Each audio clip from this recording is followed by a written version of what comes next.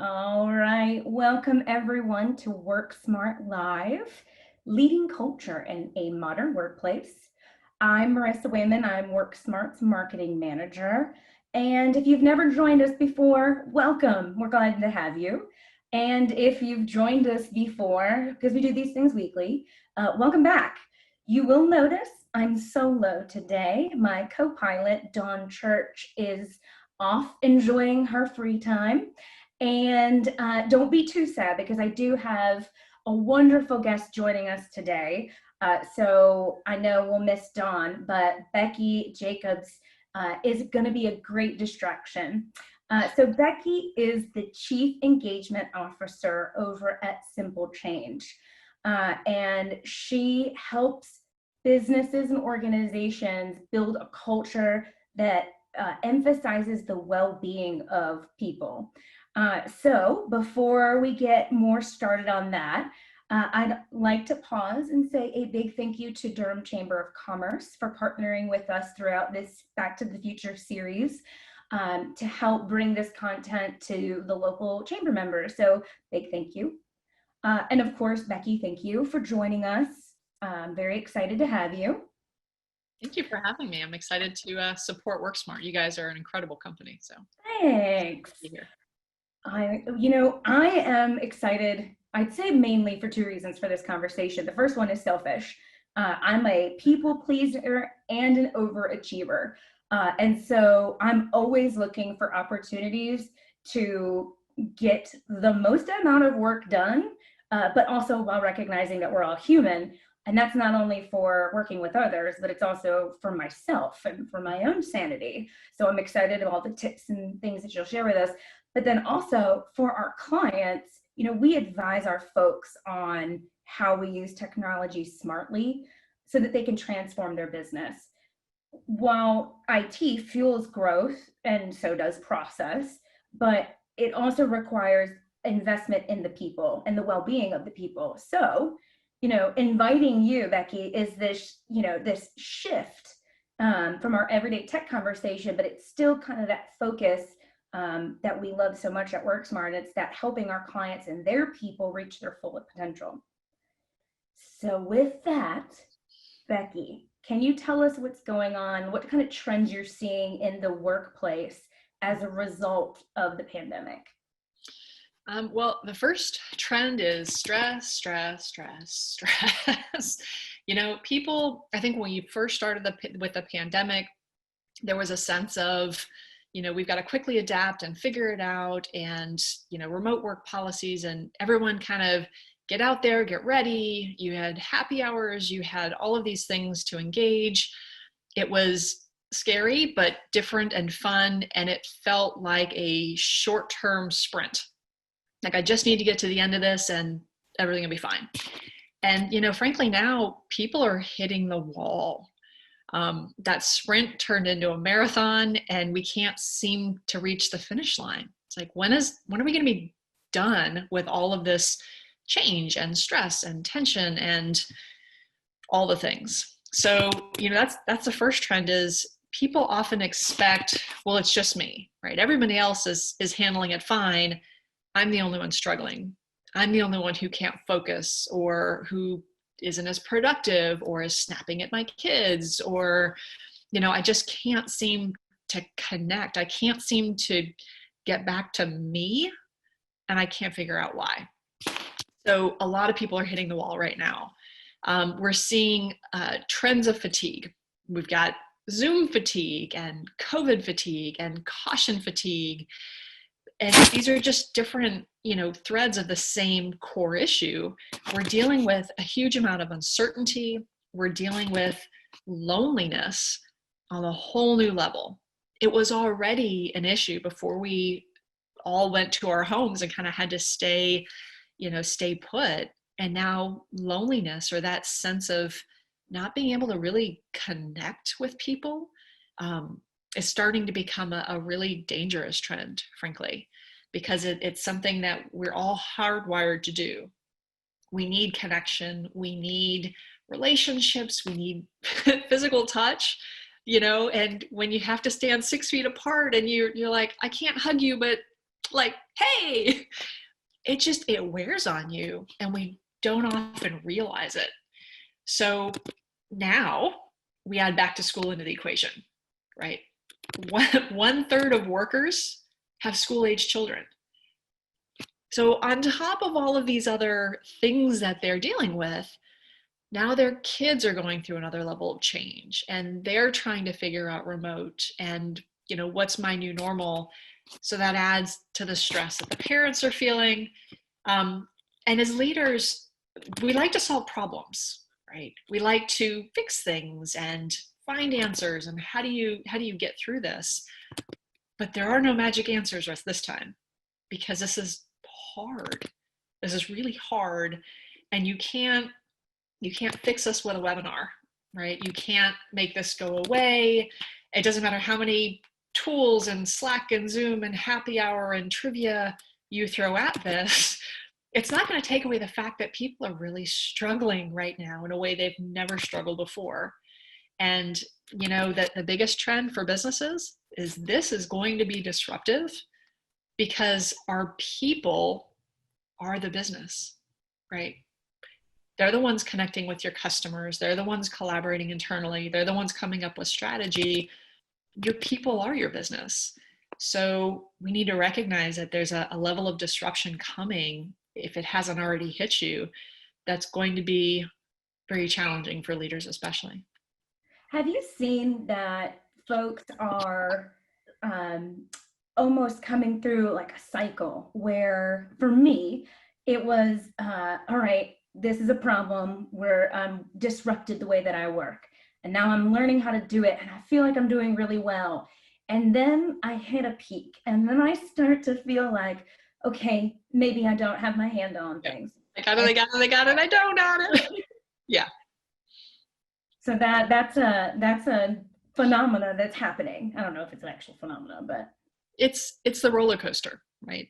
And yeah, where you come up with a strategy, right? You're trying to fix it. It's almost like you're playing a big game of whack-a-mole. You're like, okay, bam, I got that one, right? Done. And then it pops up again. Like, no, I had you, right? So you swing again and again. And most people are just on this constant, pattern of, I thought I had that solved. All right, let me try it again. And that only works for so long, particularly when, speaking of trends, people aren't taking breaks right now, because it's like, well, where am I going to go? And I can't go on vacation. I can't travel. Like, we're so focused on what we can't do that we don't stop working, and we don't take real breaks. And people aren't realizing that burnout creeps in, because it comes on slowly, right? It's not like you go from perfectly fine to fried overnight. It creeps and creeps and creeps and creeps, and you're thinking, what is wrong with me? And you're just exhausted. You're dealing with an amount of stress that you've never had to deal with before, and it just wears on you. so that's, it's not an isolated thing. I can't imagine, if I'm burned out or I'm very stressed and I'm struggling to figure out things personally, Yes. it's, professionally productivity is impacted, but what's going to happen over time to the impact of team dynamics?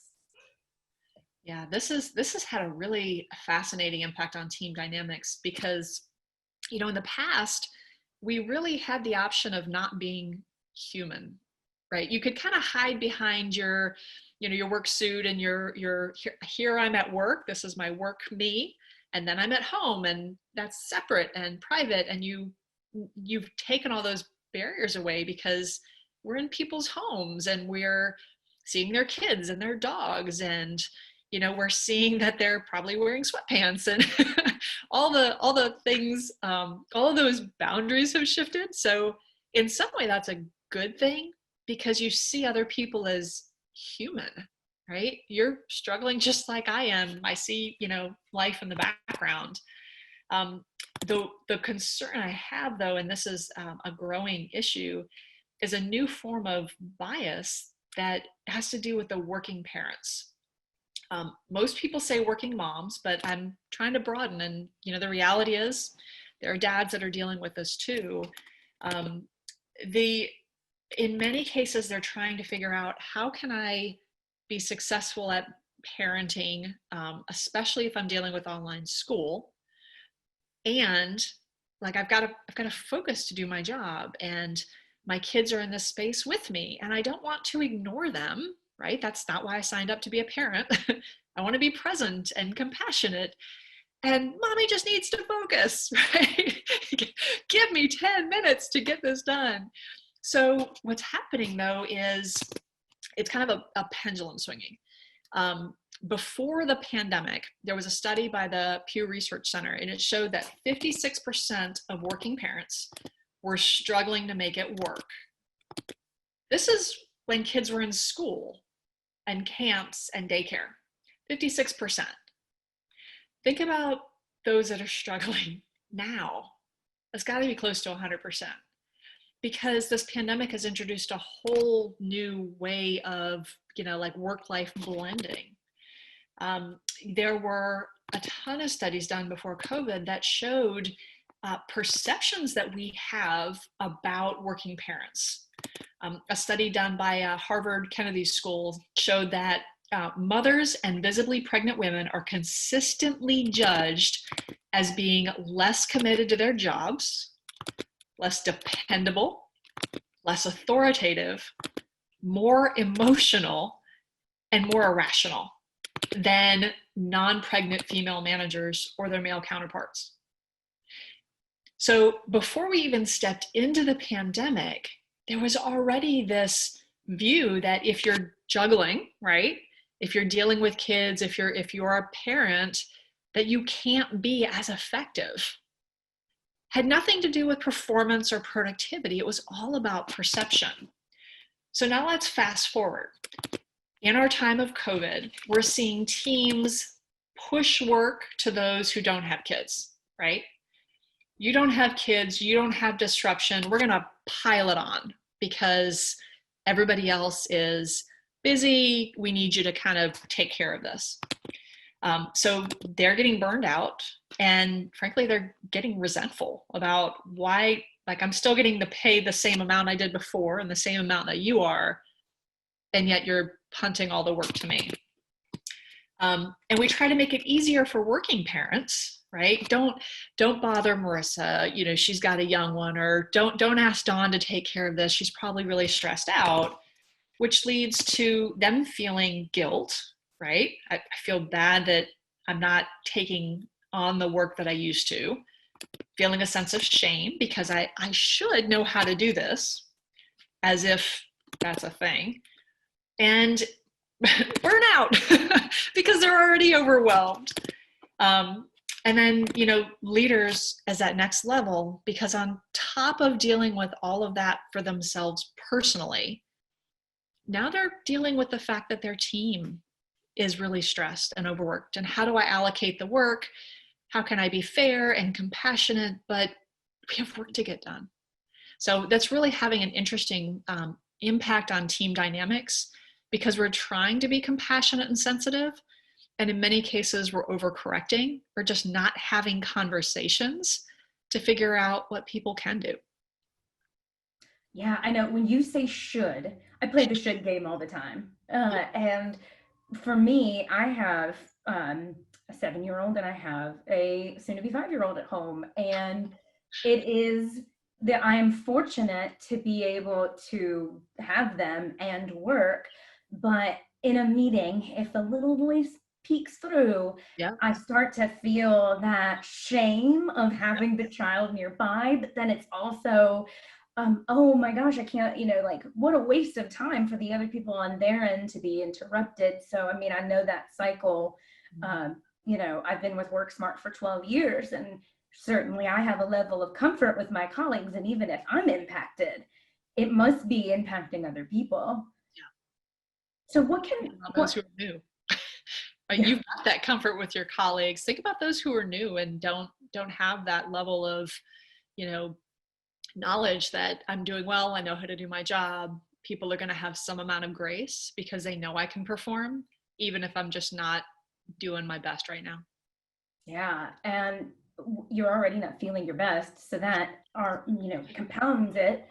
So what if, what can leaders do? What, you know, we talk, when I think about this conversation, I love Radical Candor by Kim Scott.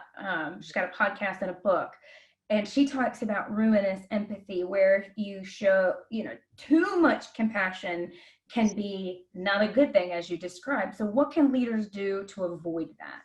Yeah. Well, first of all, I mean, compassion is a good thing, right?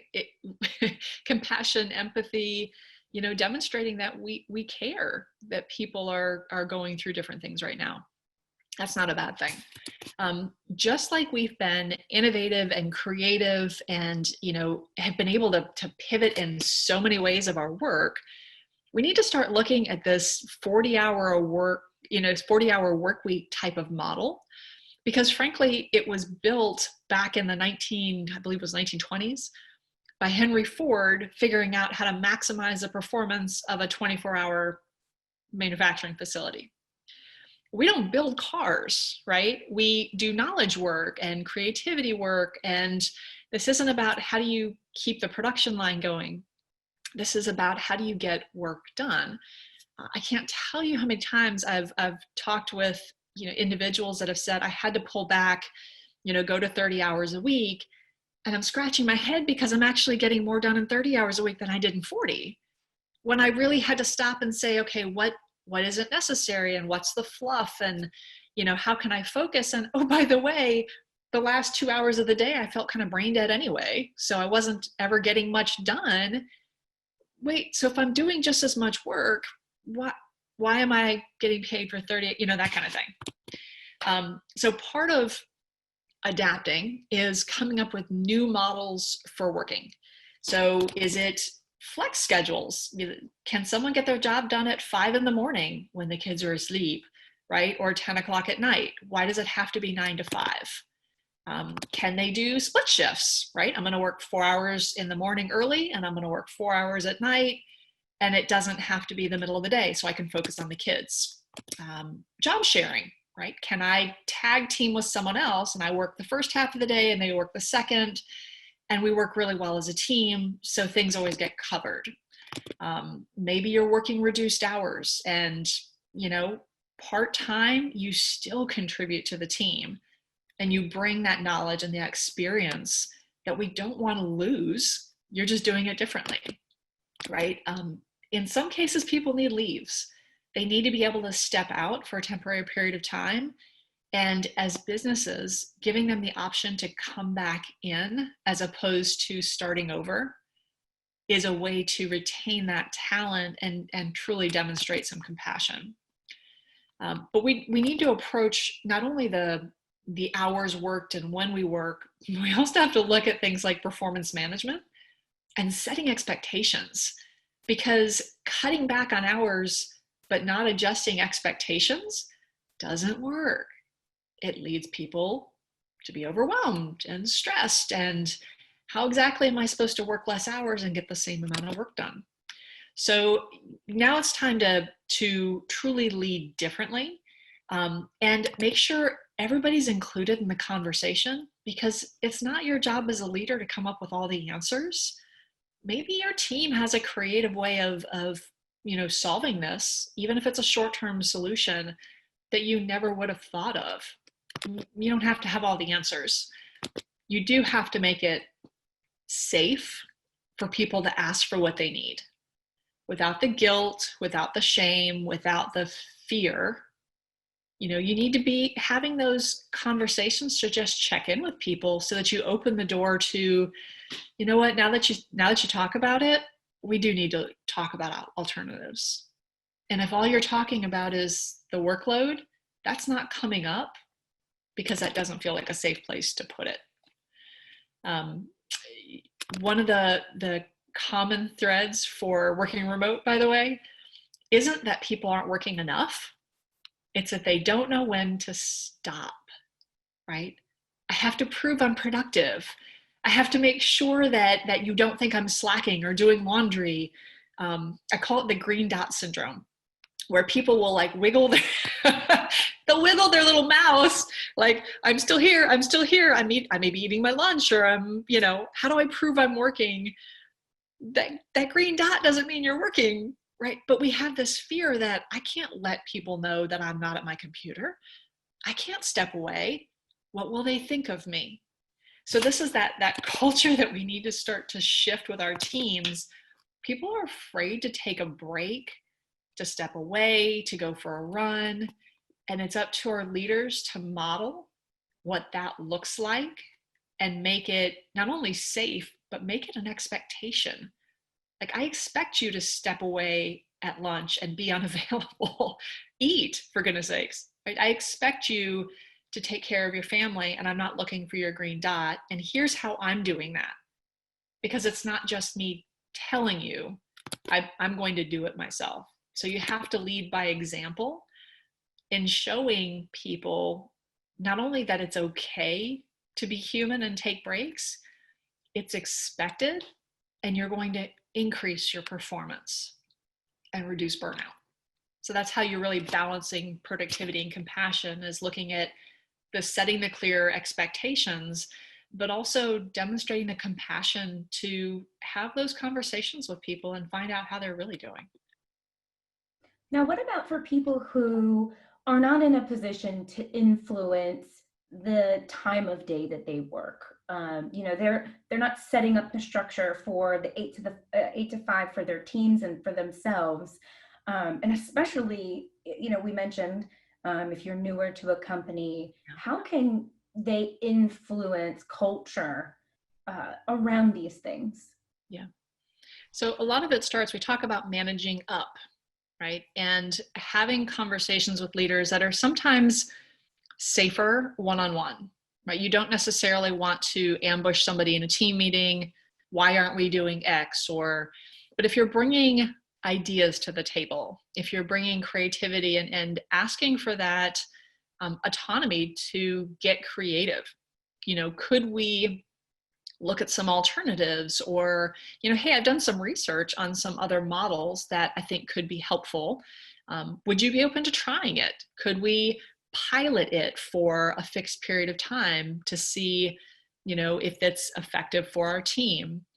The big thing is making it safe for your leader to say, you know what, that I'm willing to give that a shot, as opposed to coming in with that approach that creates defensiveness, right? You're not suggesting that they're not a great leader. You're not suggesting that, hey, this doesn't work for me. You're bringing some solutions to the table and doing the legwork in advance, as opposed to laying it at the feet of the leader and saying, figure it out. That tends to break down some of the barriers to creativity. And then asking others on your team, what do you think about this approach? Again, more of that one-on-one interaction as opposed to kind of team ambush, depending on the culture of your team. There are some teams where leaders really get it and encourage that collaboration on a regular basis. What ideas do you have? What could we do differently, as opposed to, does anybody have any questions? For two very different ways of approaching it. And it's definitely the space in which you work and you communicate with your colleagues definitely impacts how safe you feel to have these conversations. One of the things that you did, Becky, with WorkSmart, and I think, I've been with WorkSmart for 12 years. We did this exercise, I want to say it was 2 years ago. We did the employee advisory groups. You helped facilitate with our team, and there were different topics. And it was a forum to represent each of the departments of our team on how do we best communicate? So we were asking the whole team for insight on what works best for them, so that we could, as a team, make and present really good, backed by the team, recommendations to our leadership team. And I, even though I had been with the company for, must have been 8-9 years at that point, I learned more about each other. And so, it was great. So when you say creating that safe space, that's what I think of. Asking for input and then allowing that input to manifest to something else. That actually brings up a good example, Marissa. And your culture, I love working with your team at WorkSmart. I mean, it's just you created a really cool culture um, that encourages people to bring your ideas, bring your feet. Like your leaders truly want to hear the input. You've got the Tiny Pulse survey where you're asking for input on a regular basis. All the right things. There's one piece though that in some cases you have to make it safe for people to bring those ideas to the table. You have to think about the forum that you're creating to welcome that input and even model that for others. So, for example, if you're asking in a big staff meeting, right, what can we do differently? That feels a little overwhelming for most people, right? You get that sense of, I'm not saying that out loud, right? Because then I'm the guy that that doesn't want to work. Or so you worry about that label. But when you create that space where you're here for the purpose of bringing new ideas and challenging the status quo, and they even brought me in from outside to say facilitate this, because we want the real feedback, not what people think we want to hear. And that takes a lot of vulnerability and openness as leaders to welcome someone else in to, like, what are my employees going to say, and what if I don't like the outcome, and what if it goes off the rails and they come back with something we just can't even possibly do. So having that facilitated, I found, makes a big difference, because you're helping keep the team on task, on target, within the rails of the parameters, but you're also like pulling it out. What else? And what would you do? And what has worked for you? So I love those sessions. They're so much fun. It's so true, because I believe it was our session on redesigning or making changes to our office space, Yeah. because we had an open floor plan and we had some feedback that it was too open. So we wanted to get a really good understanding from everyone. And I believe out of that session, one of the biggest things that came was the desire to work remotely. Of course, this is Yes. pre-COVID. Yep. I've been a veteran, work smarter. So I was like, no way we're ever going to work remote. And sure enough, as a result, we ended up implementing some remote work policies that allowed, eventually it was so successful at 1 day a week that we upped it to 2 days a week. And then the pandemic happened and now we're 5 days a week. But Yep. yeah, it's all about creating that space. And I could probably talk 10 hours about that. But I I did, by the also, way, make sure in advance that I knew what the boundaries were, because I warned the team, like, this is going to come up. This is the most requested benefit people talk about, is flexibility. So when it comes up, right, are you open? Because if you ask people for feedback and then say no, you're creating a whole nother issue. So you have to, that's where the facilitation is really important, so that you don't come back with a whole list of things and the leaders go, no way. everybody didn't want to talk about anything but remote work. Are you open for it? No. Okay, great. Next. Yes. Well, and what else? And why? Why remote work? And what is it about when you talk about distractions? Is it what you're hearing? Is it what you're seeing? Is it drive-by, people walking by? Is it, conversations in the lunchroom that take 2 hours? What is it? So there's an exercise, I'm showing my nerdiness, kind of a lean Six Sigma, sorry, that talks about the 5 whys. And part of the exercise when you're talking about creativity and innovation is keep pulling that thread to figure out why. Remote work is a great answer, but it depends on the question. So that's where it helps to have that facilitation. Absolutely. So, going back to what's going on in the workplace right now, what are your silver linings? I'm always looking for, what have we learned? What is the takeaway that's gonna bring us to the future times 10? What's happening right now? Well, so there are silver linings, and that's the piece that I think sometimes we have to remind ourselves. It is human nature to focus on what's hard, what's broken, what's disruptive. That's human nature. You have to train yourself to look for the opportunities. I like to tell my kids, you can either find challenges, you can either look for challenges or look for opportunities, but you can't do both at the same time. So when we start to look at the opportunities, you mentioned remote, right? There are a lot of employees right now who went through that initial, right? Wait. I can't work on my bed, right? That's going to hurt by 2:00. I can't sit at the kitchen table all day, or that refrigerator is too close. Like I got to work somewhere else. So we went through all of that. We went through that adjustment. And now the fear that I'm hearing is, what, are they going to make me go back to the office? Because I've finally gotten into a routine. And frankly, I don't miss sitting on the highway for 45 minutes a day in each direction. I don't miss traffic. I don't miss, the kind of the disruption of the office for some of the tasks that are really important. I like being able to work out in the middle of the day. I like being home with my kids for dinner. For those that had a lot of business travel and conferences and networking and I like being able to breathe and not being in this nonstop world. So sometimes it helps to remember the things that we didn't actually like before.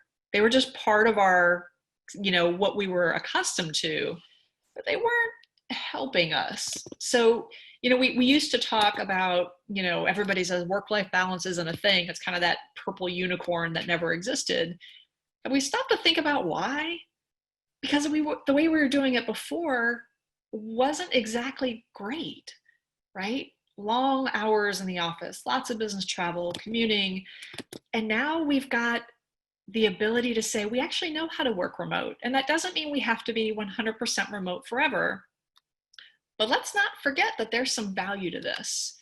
And it can allow people to have a sense of balance, right? A sense of being able to be successful in their personal life and their work life. We've now opened the door for that. Another piece is that I feel like we're finally taking mental well-being seriously. I've been talking for years that well-being is part of your leadership strategy. It's not random acts of wellness and, an occasional webinar here and there. Well-being is critical to our successes as businesses. Because if your employees aren't healthy, body, mind, and spirit, then your bottom line isn't healthy. You're not going to get the same level of performance. So this is really causing us to say, wait, we need to take this seriously. Now we need to have conversations to say, how are you doing? No, really. Like, how are you doing? And that wasn't happening before, right? Hey, how are you? Great, thanks. I had a friend that moved to the US from Japan, and he stopped me at some point and said, I have to ask you a question I don't understand. People walk by in the hallway and say, how are you? And they don't seem to want to wait for the answer, right? Or I ask people how they're doing and the answer is fine. And it occurred to me that that's not actually a question we ever answer. I'm good, right? No problem. Busy day. Now we're starting to answer it. Even in businesses, we're starting to incorporate in our meetings that like pulse check. How are you, right? Thumbs up, thumbs down. How are things going this week? And I think we're starting to see each other as human and not just like by the role that we're doing. Being remote means you can hire talent anywhere. I've heard so many people say, you know what, if I don't have to physically go into the office every day, I don't want to live here, right? I want to live over there where it's cheaper or there's less traffic or less congested. You open up the ability to live where you want to live because you're not tied to an office. I think people are going to settle into this just like we did in the beginning, like the March, April. We had this wave of blah, and then we kind of got into a routine because that's what we do. And now with with school, right? Our kids are going through that. Blah! And it's time, if there's going to be a period of adjustment and getting used to it. And let's see, what are our boundaries, right? No, you can't interrupt mommy every 5 minutes. But then we'll get into the flow. And I think our kids are a whole lot more adaptable than we realize. So we'll find a way to make that work. But this is also causing businesses to really look at what is necessary, like really necessary. Because sometimes you end up with that list of things that you've done for a while because somebody asked for it once. I used to do this mean thing. I would put a line, because I had to do different reports and, sending out different information. And I put lines in there somewhere that said, if you read this and email me within 24 hours, I will send you $50. Not once ever did anyone ever find it, because I'm like, wait, why am I doing this? Why am I spending hours on this if nobody's going to pay attention, right? I think we're doing that in business too. Why are we creating all these reports? Why do we have all these meetings? Do our staff meetings need to be this many hours? Maybe our training doesn't need to be a 4-hour workshop because you do that on Zoom, and maybe it's an hour a week over 4 weeks and you have time to absorb, right? Maybe our meetings aren't 1-hour meetings because you don't have time to pee. Maybe your meetings are 50 minutes or 25, and we create breaks so you can breathe again. So I think those are some of the silver linings. There's an opportunity, because we don't have a choice right now, to think differently, to try new things, to be innovative. We've taken down some of those boundaries of can't and said, well, we didn't think we could work remote either. And we are. We didn't think we'd survive the summer. What we did, right? Anybody who's got kids at home, I didn't think I'd survive the summer. And yet it's August, like school starting. We didn't think it would be this long. And it is. But we're still here, and we're still getting through day by day. Sometimes it looks good. Sometimes it doesn't. But we're making it through. And I think that's really the silver lining. Yes, I can't say that enough. I didn't think we would make it through this summer with the kids home, but and yet, and here you are. here I am. Yes. You're alive, you're alive. Everybody made it, right? I might be locked behind 2 doors once a week for this event, but that's all right. Nobody's on Dr. Phil. Nobody's, but sometimes we just have to say, wow, look how far we've come. Breathe, give yourself some credit, because it may not have been pretty in the moment, but you're doing okay. Now, if anyone else has any questions, please feel free to drop them in the Q&A. I have another question for you, actually, Becky. You talk about prioritizing wellness and business. So if someone's listening and they want to figure out that next step, what is something that what's your big advice to leaders? How about that? We'll start there. Look in the mirror first. What are you doing that is either positively impacting the well-being of your team or detracting from it? It all starts with the leader, right? What are your behaviors? What are you modeling? What are you rewarding, right? Are you celebrating the people who work around the clock, who don't take breaks, who work on vacations, who are kind of your warriors? Or are you celebrating the actual work that's getting done, even if it didn't take, working all night? Are you celebrating people taking vacations? Not pretend time off, but actual PTO vacations. What are you doing that impacts the well-being of the team? Because frankly, I've seen lots and lots and lots of different programs. We've implemented lots of different programs. And I can tell by the conversation with the leader whether or not it's going to make any difference. I can tell right away, like, this is a waste of my time. We're gonna do all the things you're asking us to do, but I'm telling you right now, you're not bought into this, and you're just doing this to check the box. So it's not going to change outcomes. It's not going to change your culture. It's not going to create a healthy workplace. And frankly, you're not going to get the participation and engagement that you expect because you're just trying to check the box. So I would say look in the mirror. What are your real intentions behind this program? You say you want, you want a state of well-being. Why?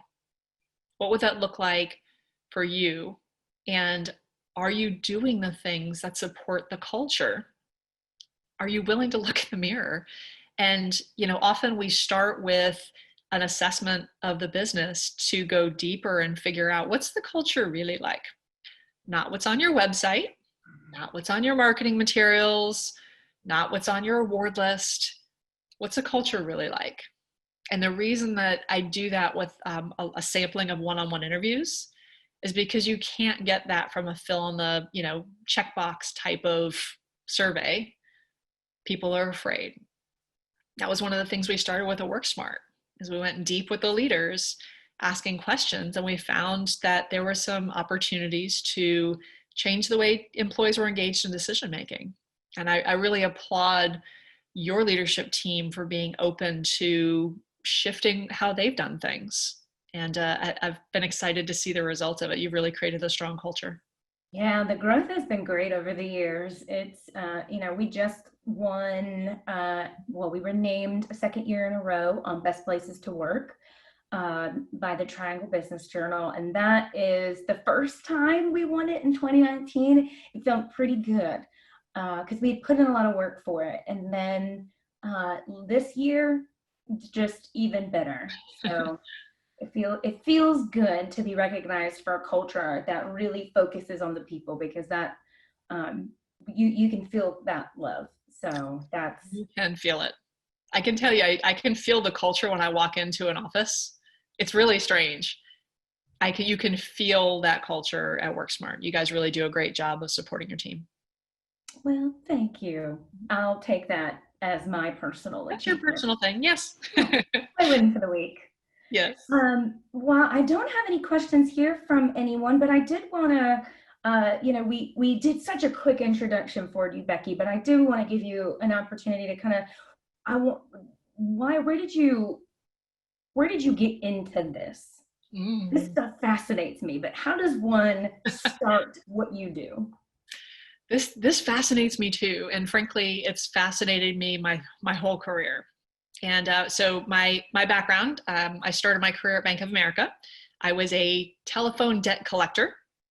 I was calling people who were 6 payments behind on their credit card, getting fussed out and called all kinds of names. But I was working full time while I was in college. So I continued through that path through a variety of, gradually increasing in responsibility roles.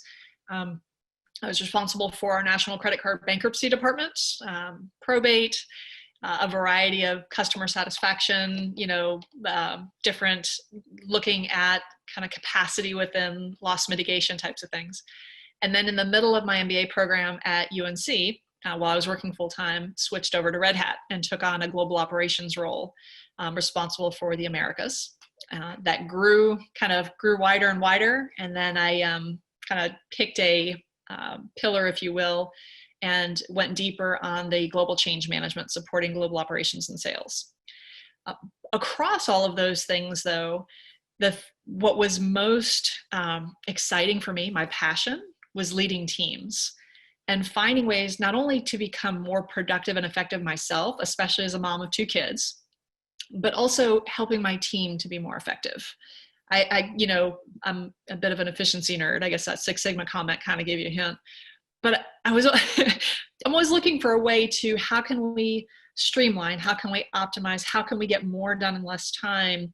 And I went through a course toward the end of my career at Red Hat that I paid for myself. It was an Energy for Performance course through Human Performance Institute. And I learned for the first time the science behind how taking breaks and sleep and nutrition and movement impact your ability to focus. They impact your energy. They impact your creativity and your output. And I thought, wait a minute. So doing all the things that I want to do anyway will actually make me more effective and more productive. And that really just started this, digging deeper and deeper and deeper. And you kind of have that epiphany moment of, does everybody know this? Because this is really, like, this is changing how I approach my teams. This is changing how I take care of myself. I did start training I trained for a half Ironman in 2009, and it ended up getting a coach because I didn't know how to swim. Kind of an important thing if you're going to swim 1.2 miles. But one of the first things the coach asked me was, "What did you eat today?" Like, what? Right? No. Like, how many reps and swimming and running? And no, what did you eat today? And she made me read a book on sports nutrition. And you kind of have those light bulb moments of, food is fuel, right? And it just, those types of experiences really pivoted how I looked at things like health. So I started to see the intersection. When you look at, you can't see it, but my bookshelf is uh, packed with things that are both leadership, right? How you lead, and well-being, how you lead in a healthy way. So as I came up with some of the ideas behind Simple Change, for me, it was that intersection between the two. How can you leverage well-being as a leadership strategy? How can you take the change management principles and the leading teams and all of the things that I discovered as a manager and a leader myself, and combine them with ways to help people holistically, right? Healthy body, mind, and spirit. How do you help them to be their best possible self so they can have a fulfilling career and, not or, but and have a fulfilling personal life, right? Family, connections, health. So for me, that was kind of that journey. And I will say I fought the entrepreneurial the entrepreneurial side of it quite a bit when I first started thinking about it, and then just decided, you know what, I don't see this out there in the marketplace, and I feel like teams really need to understand how they can operate differently and have both, and not have to make those sacrifices and trade-offs. Right. They don't have to, it doesn't have to, team health isn't a buzzword. It's a, Yeah, it's truly building the right culture. it is. Well, this is always talking to you is very amazing. Like I said, I love this. And I'm sad that Dawn wasn't here today to join in, because I know this is also an area that she is very passionate about. But again, thank you so much for joining us, Becky.